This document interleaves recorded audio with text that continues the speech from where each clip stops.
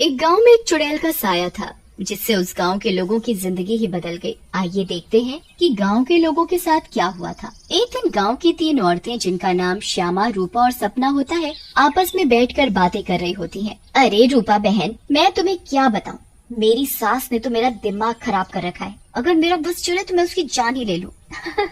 अरे क्या हुआ श्यामा बहन, इतना गुस्से में क्यों हो? शांति मौसी ने क्या कर दिया? हाँ तुम घर में अकेली हो ना, इसीलिए इतने मजे से रहती हो। हमसे पूछो जिनकी सास है, एक तो खाती है इतना, रोटी बना बना कर मेरे तो हाथ ही थक जाते हैं, ऊपर से हर काम में कमियां निकालती हैं। सही कह रही हो श्यामा बहन, मेरी कहानी भी कुछ कुछ तुम्हारी तरह ही है। मैं तो जरा सा अपने मर्द के साथ बैठ क्या जाऊं, पता नहीं कहां से बुढ़िया को खबर मिल जाती है, वहीं आकर सर पर खड़ी हो जाती है।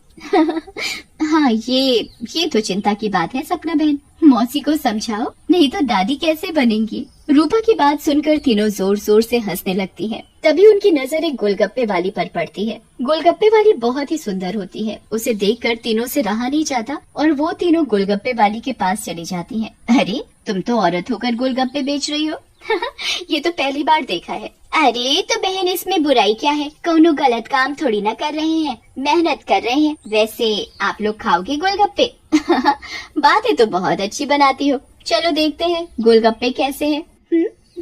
उसके बाद श्यामा और सपना दोनों गोलगप्पे खाने लगती हैं और रूपा वही खड़ी हो जाती है। रूपा को ऐसे खड़े देख गोलगप्पे वाली बोलती है, अरे बहन, आप नहीं खा रही गोलगप्पे? क्या हुआ, कहीं आपको अपने फिगर खराब होने का डर लग रहा है क्या? अरे नहीं नहीं, ऐसी बात नहीं है, मैं बस बाहर का सामान कम खाती हूँ और कोई बात नहीं, इन दोनों को खाने दो। श्यामा और सपना गोलगप्पा खाने के बाद बोलती हैं, अरे वाह गोलगप्पे वाली, क्या गोलगप्पे हैं, मुंह से तो स्वाद ही नहीं जा रहा, मजा आ गया।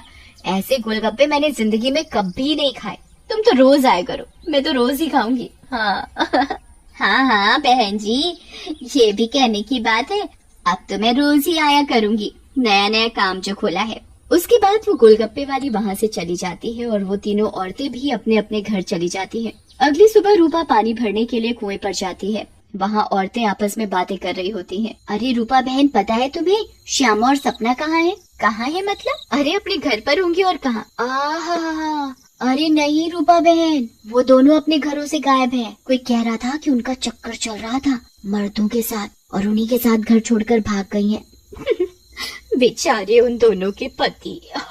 रूपा को ये बात सुनकर बहुत गुस्सा आता है और वो बोलती है, तुम्हें शर्म आनी चाहिए, औरत होकर औरतों के बारे में ऐसी बातें करते हो। ऐसा कहकर रूपा वहाँ से चली जाती है। शाम को वही गोलगप्पे वाली गांव में फिर से आती है। चीनू और टीनू नाम के 2 मंचुले उसे देखकर बोलते हैं, अरे टीनू, वो देख क्या लड़की है, एकदम एक नंबर, ये तो तेरी भाभी बनने लायक है बेड़ो। सही कह रहा है चीनू, लेकिन इसमें थोड़ा गलती होने का, ये अपन की नहीं, तेरी भाभी बनने लायक है, समझा क्या? फिर वो दोनों गोलगप्पे वाली के पास जाते हैं और बोलते हैं, ए गोलगप्पे वाली, क्या गोलगप्पे खिलाएगी हम दोनों को? आप दोनों भी कैसी बातें करते हैं, ये गोलगप्पे क्या मैंने पानी भरकर होली में मारने के लिए रखे हैं? आप बहुत मजाक किया हो मेरी तरह। वैसे क्या नाम है आपका? नाम में क्या रखा है साहब, आप गोलगप्पे खाइए ना, अगली बार आऊंगी तो नाम भी पता चल जाएगा। फिर चीनू और टीनू गोलगप्पे खाने लगते हैं। वाह, क्या गोलगप्पे हैं, इतने टेस्टी, लगता है तुम्हारे हाथ चूम लूं। मजा आ गया, मजा। फिर टीनू और चीनू गोलगप्पे वाली के सारे गोलगप्पे खा जाते हैं। अरे आप दोनों तो बहुत सारे गोलगप्पे खा गए, कहीं आपका पेट ना खराब हो जाए।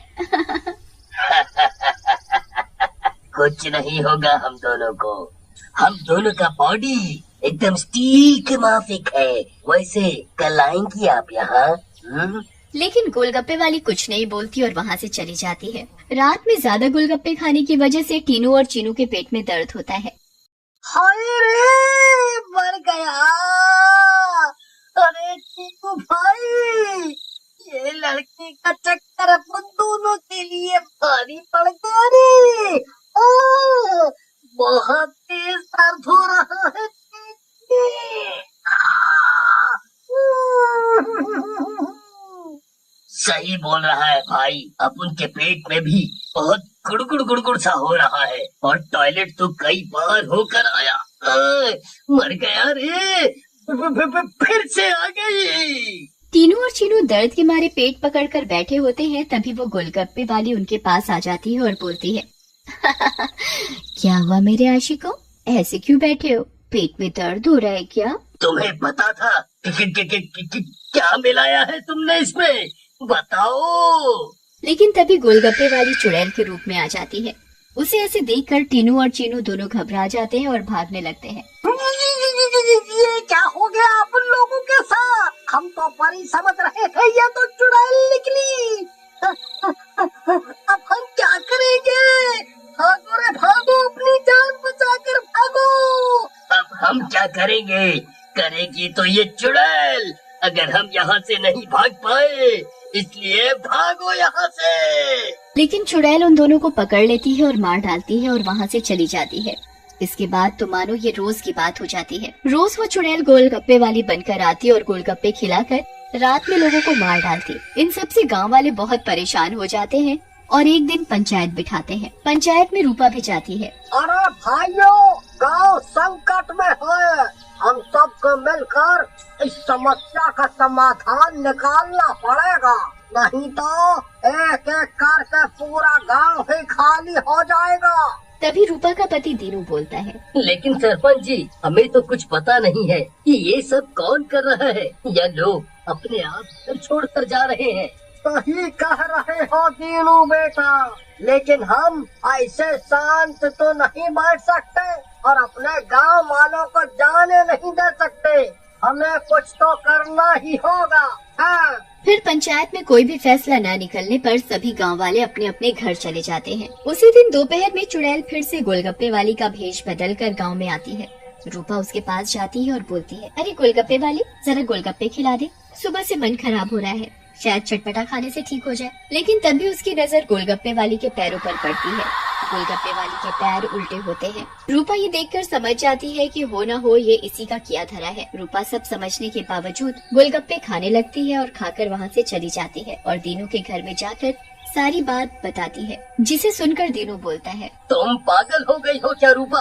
अगर उस गोलगप्पे वाली पर तुम्हें शक था तो तुमने गोलगप्पे क्यों खाए और अपनी जान जोखिम में क्यों डाली? मैंने अपनी जान जोखिम में नहीं डाली। तुमने एक बात पर ध्यान नहीं दिया, गांव में जितनी भी लाशें मिली हैं वो सिर्फ आदमियों की हैं, एक भी औरत की नहीं है। इसका मतलब ये है कि ये चुड़ैल अभी सिर्फ आदमियों को मार रही है। लेकिन रूपा, फिर भी औरतें तो गायब हो रही हैं और वो चुड़ैल निकली तो तुम उसका मुकाबला कैसे करोगी?